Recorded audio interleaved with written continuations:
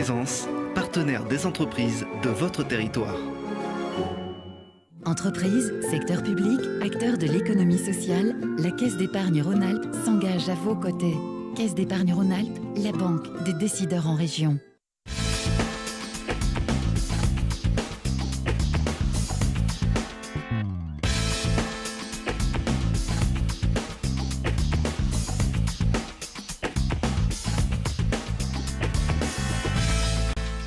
Bonjour à tous, très heureux de vous accueillir dans Classe Affaires, le club de l'économie en Isère. Vous connaissez le principe, chaque mois nous découvrons les entreprises qui font la richesse de notre département. Avec des experts, des témoins, des reportages, nous décortiquons les rouages de l'économie. Pour nous accompagner, bien sûr, notre consultant, ma complice, Stéphanie P. Bonjour Stéphanie. Bonjour Christophe. Je rappelle que vous présidez le directoire de la Caisse d'épargne Rhône-Alpes. Vous êtes notre expert. Ce mois-ci, on parle de... On parle de santé connectée, de tout ce qui est innovation en fait autour de la santé. Dans notre dossier, le commerce de proximité, il est pourvoyeur d'un grand nombre d'emplois, de dynamisme économique et aussi de lien social. Mais à quelles conditions peut-il s'assurer un avenir? Comment doivent s'adapter les commerçants? Illustration à Grenoble et à Voiron.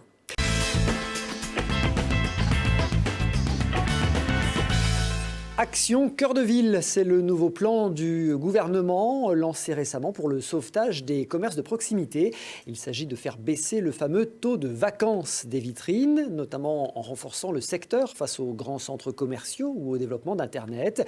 L'enjeu est de taille. Le commerce de proximité, c'est à la fois de l'activité, de l'emploi et bien sûr du lien social.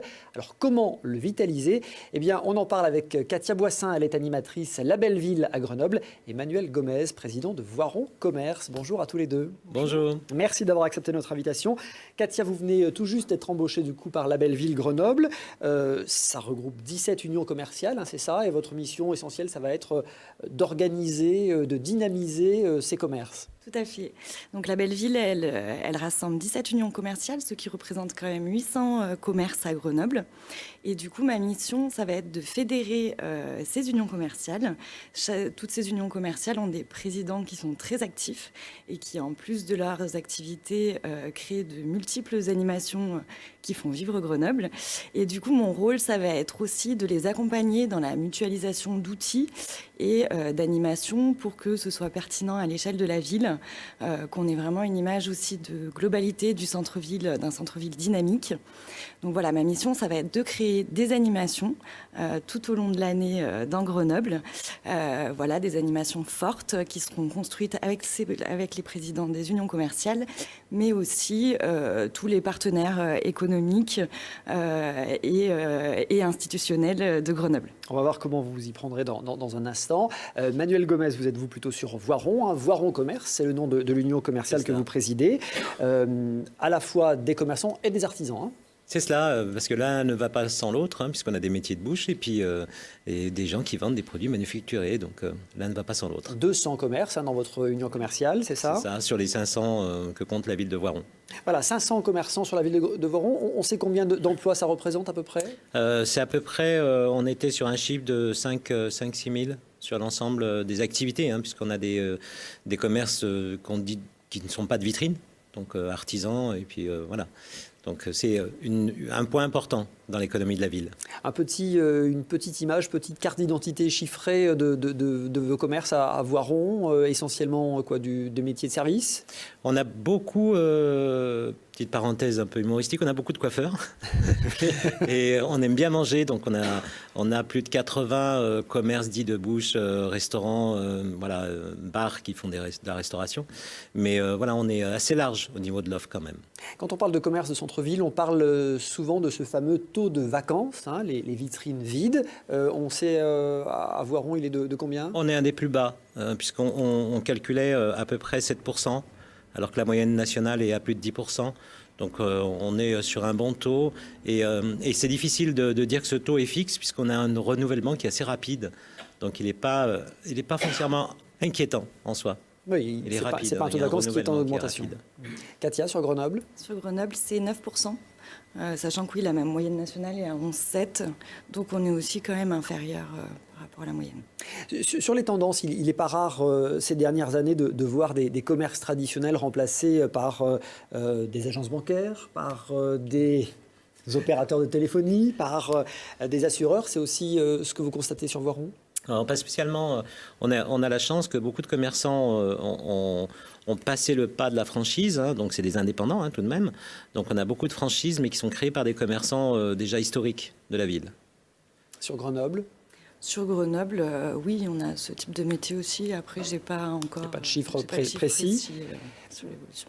On entend aussi beaucoup parler ces derniers temps du retour dans les centres-bourgs des moyennes surfaces, hein, les enseignes de grande distribution qui se remettent à découvrir la proximité immédiate.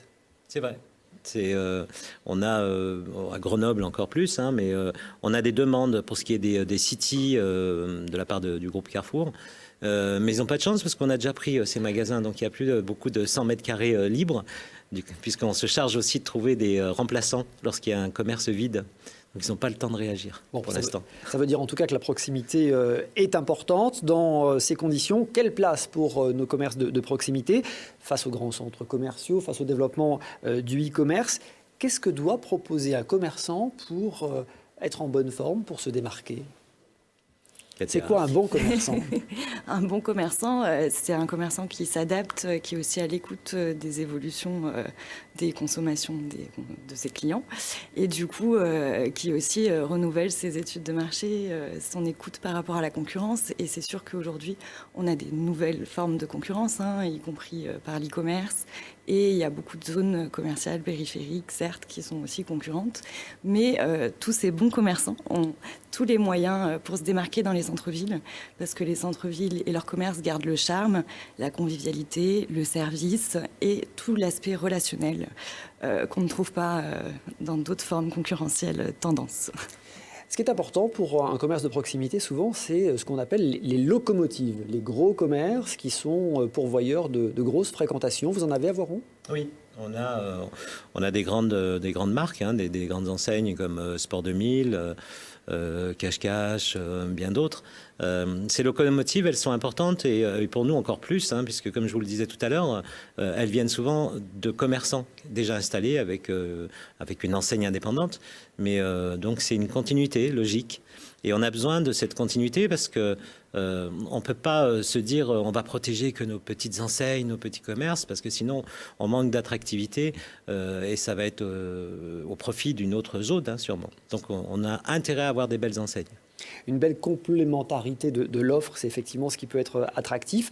Et puis l'investissement dans le e-commerce. On dit souvent que le e-commerce est un concurrent du commerce de proximité. Vous préférez, Manuel, dire il faut savoir au contraire se servir du développement d'Internet. C'est ce que je fais à chaque réunion avec les commerçants. Je leur dis simplement prenez ce qui fonctionne ailleurs. Vous savez, c'est comme en musique, on n'invente rien, on reprend et on recycle.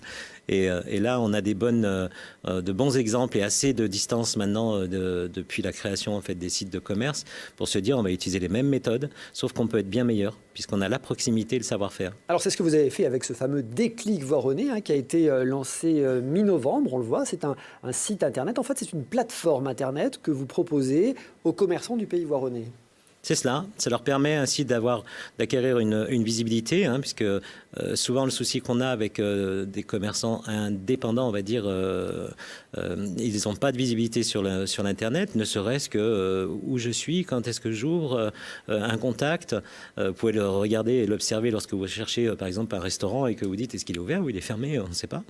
Donc déjà une visibilité et ensuite recréer du trafic grâce au click and collect, puisque le principe est de créer du trafic avec je regarde un article qui m'intéresse, je le réserve, je viens le chercher avec on va parler français, j'allais dire une deadline, mais avec une date limite pour aller chercher cet article. Et comme on ne fait pas de paiement en ligne, la personne peut changer d'avis ou simplement adapter un produit qui l'intéresse plus. Donc un site qui est à la fois une vitrine, un outil promotionnel, j'entends bien, une façon d'acheter avec ce fameux click and collect. Donc j'achète sur Internet, mais je choisis sur Internet plus précisément et je vais chercher mon article en magasin pour créer du trafic, pour évidemment lutter contre cette désertification des centres-villes, qui pourrait être un des écueils. Il y a deux aspects. Il n'y a pas que la désertification, puisque c'est vrai que créer du trafic, c'est faire revenir des clients peut-être qui avaient abandonné le commerce de proximité, mais c'est aussi un gain de temps pour s'adapter aussi aux nouvelles habitudes de travail de certaines personnes qui n'ont pas le temps de passer dans leur commerce, et aussi le problème de stationnement. C'est vrai qu'à Voiron, on n'a pas un gros problème de stationnement ni de tarification, mais on permet à certaines personnes de dire je m'arrête, je suis à l'arrêt minute, j'ai commandé mon plateau de fromage, en 5 minutes c'est fait, puisqu'il est prêt. Et c'est un service que vous proposez aux commerçants contre un abonnement. C'est le business model, c'est un abonnement mensuel. C'est ça, un abonnement mensuel à un tarif très modique, puisqu'il est de 20 € hors taxe par mois pour ceux qui sont adhérents d'une union commerciale, puisqu'on s'adresse à tout le territoire, et 25 pour ceux qui ne sont pas adhérents. Et l'excédent, on le reverse aux unions commerciales. Bon, combien de commerçants déjà séduits en à peine un mois là? Qui ont rempli leur obligation? 100. Une centaine. Bon, et on rappelle, c'est sur l'ensemble du pays, du pays voironnais. Et puis il y a une autre chose essentielle pour dynamiser le commerce de centre-ville, le commerce de proximité, c'est évidemment l'animation, le travail en équipe et l'animation. Katia Boissin, on le disait, c'est une de vos missions. Oui. Comment vous allez vous y prendre pour faire travailler, des centaines, peut-être même des milliers, on vous le souhaite, de commerçants ensemble? L'objectif, c'est de sortir un programme annuel qui répondra à la stratégie de la belle ville, avec une grosse animation par mois. Je vais faire valider cette programmation dès la semaine prochaine. Je peux d'ores et déjà vous parler de l'anniversaire des Jeux Olympiques parce qu'on a commencé à travailler là-dessus. La belle ville, on souhaite organiser le carnaval des commerçants sur Grenoble le 17 février. Donc faire en sorte que tous les commerçants se déguisent dans leur boutique. Donc une animation par les commerçants et pour les commerçants, pour créer de la convivialité aussi entre eux et pour le plaisir de leurs clients. Donc lancer cette opération. Il y aura ce même jour des sculptures sur glace dans tout Grenoble, pour permettre au public parce que l'animation c'est aussi ça, c'est permettre au public de venir à Grenoble, mais aussi de rester à Grenoble et du coup au profit des commerces, parce que quand le public est là, il rentre aussi dans les commerces. Vivre une expérience, on l'a dit souvent ici. Finalement, ce que le public recherche souvent, au-delà de l'achat, c'est de vivre une expérience. Tout à fait. On souhaite aussi faire une action, mais je vous dévoile rien, c'est une surprise. Ce même jour du 17 février, dans un local vacant du centre-ville, une grosse action éphémère, une animation éphémère qui a cartonné sur Lyon, sur Paris. Donc je vous en dévoile pas plus. 17 février. 17 février. Et je tiens juste à vous dire aussi qu'on a toujours nos unions commerciales qui sont très actives par quartier différents. Là, je vous cite juste 3 exemples pour les Jeux Olympiques. On a l'association Strasbourg-Chavant qui organise le 7 février les Jeux de Strasbourg-Chavant sur la place de Metz à Grenoble. Donc vous aurez des tirs de biathlon, plein de jeux très sympas à faire. Il y a aussi le quartier des antiquaires qui organisera sa traditionnelle brocante en mars. Bon, ça fait 4. Beaucoup de rendez-vous du coup. Voilà. On voit que c'est parti. Tout à fait. Bon, vous n'avez pas chômé, vous êtes arrivé il n'y a pas très longtemps. Il y a déjà un programme bien chargé. On va quand même rappeler que la véritable condition de la survie des commerces de proximité, c'est évidemment les clients. C'est les clients, bien évidemment, mais il ne faut pas oublier que sur Internet, finalement, ces grands distributeurs qui sont maintenant dématérialisés, ils s'appellent des marketplaces. Marketplace, en bon français, ça veut dire place de marché. Et donc, finalement, ce qu'on reconstitue, c'est la vraie place de marché avec son animation, avec sa vie, la vie qui n'est pas une vie virtuelle, mais qui est une vie dans le réel. Donc il faut des clients, bien évidemment. Il faut un écosystème qui est ce que vous organisez les uns ou les autres avec vos unions commerciales et leur animation. Et puis aussi, il faut se professionnaliser dans le service. Parce que certes, quand on veut être livré dans 2 heures au prix le plus bas, c'est peut-être pas le commerce de proximité qui va bien, mais si on veut être accueilli par son nom, par son prénom, avec un sourire et avec, j'allais dire, un commerçant qui se souviendra à peu près de ce que vous aimez ou de ce que vous aimez pas, c'est un autre rapport à l'acte d'achat et je pense que c'est de matière à séduire considérablement. Donc comme toujours, hein, il faut mettre du service, il faut mettre de la valeur ajoutée de service là-dedans. L'atout de la proximité, Emmanuel. Sachant que les gros acteurs de l'Internet se posent des questions pour faire du magasin en réel. Hein. Dernièrement, l'achat du réseau André. Donc, je pense qu'on est sur le bon modèle. Oui, tout à fait. Juste progresser sur les services. Katia Boissin, Manuel Gomez, merci d'être passé par Classe Affaires. Très belle année de prospérité à vos commerçants à Voiron et à Grenoble. Merci de votre fidélité. À très vite pour un nouveau voyage en Classe Affaires dans le Club de l'économie en Isère.